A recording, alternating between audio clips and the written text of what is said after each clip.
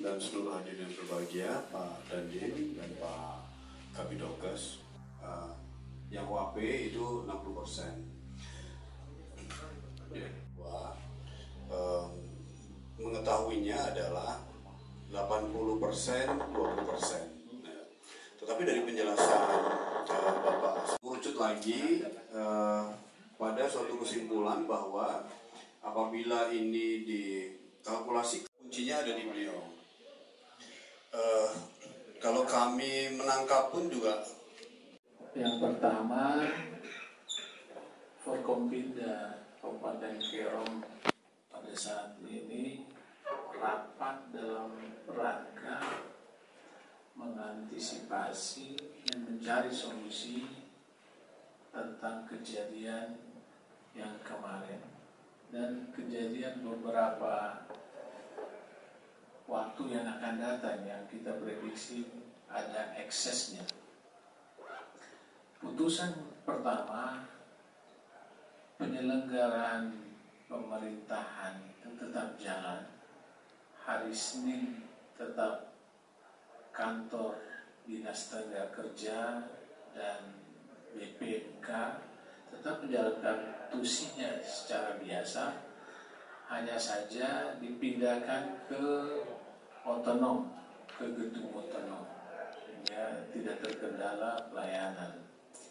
Yang kedua, terkait dengan masalah kerusakan, pembakaran, itu kita serahkan ke aparat keamanan untuk menindaklanjuti.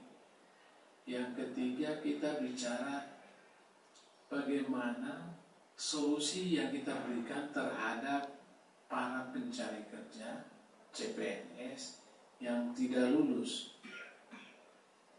Pada pengumuman kemarin itu formasinya adalah 60, 40, 60 untuk non OAP dan 40 adalah OAP.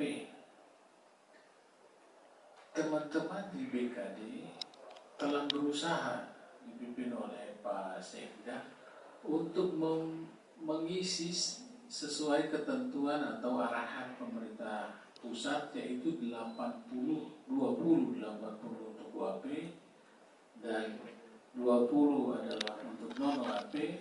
Dan namun dalam perjalanannya yang terjadi adalah 60 dibanding 40. Itu dikarenakan ada formasi-formasi khusus yang memang tidak bisa diisi oleh OAP. Setelah dilakukan pendekatan dan sebagainya, hasilnya seperti yang ditandatangani kemarin oleh saya. Kenapa harus ditandatangani? Karena itu adalah hak CPNS untuk mengetahui hasil tesnya.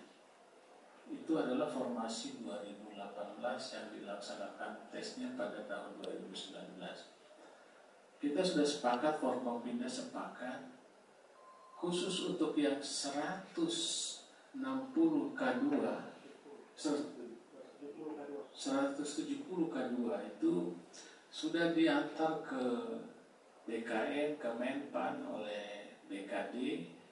Nah, dari 170 itu pasti berkurang dari teman-teman yang mencari kerja itu. Kita juga punya formasi yang 20.000 untuk seluruh Papua, provinsi maupun kabupaten kota. Kalau kita bagi rata-rata, maka sekitar 600 kita punya. Nah, ini akan dikawal oleh teman-teman dari DPRD untuk bagaimana kita distribusikan, terutama disebarkan ke distrik-distrik. Misalnya distrik Senggi berapa, distrik Ubruk, Wari. Saya tentunya sebagai Kapolres Kerom menghimbau kepada masyarakat, khususnya masyarakat Kabupaten Kerom,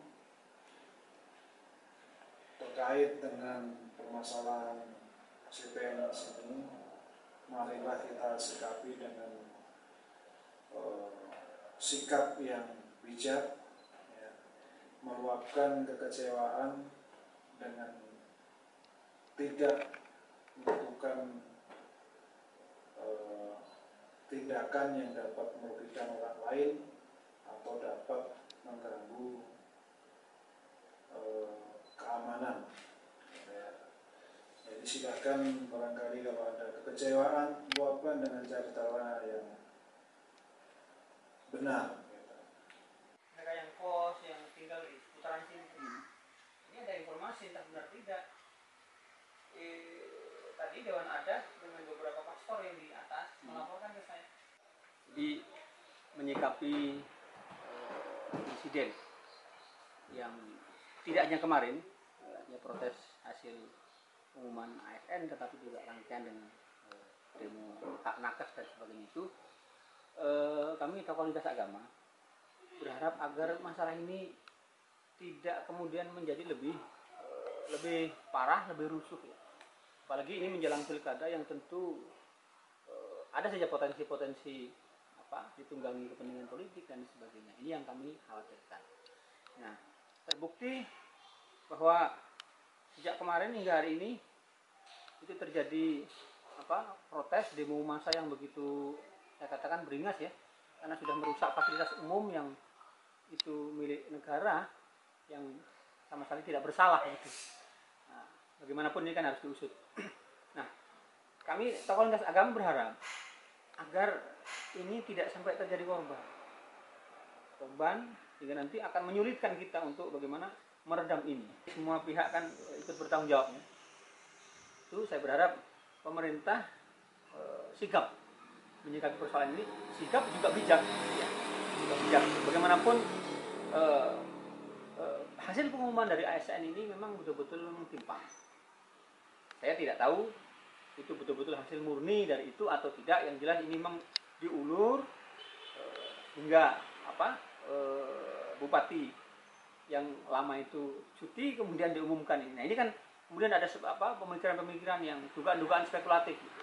Apakah memang sengaja atau apa, itu yang saya dengar dari masyarakat, terutama dari pelaku-pelaku yang ikut tes di PNS di Kabupaten Kerom. Nah, melihat, karena saya menyaksikan langsung semalam bagaimana kejadian itu, pembakaran kemudian berulang, bahkan itu merembet ke beberapa fasilitas umum, perkantoran. Saya khawatir dengan kondisi ini, bila kedua belah pihak tidak bisa saling menjaga, sangat terjadi korban. Saya berharap kepada polisian juga untuk bisa lebih menahan, ya, mengedepankan upaya-upaya persuasif ketimbang preventif.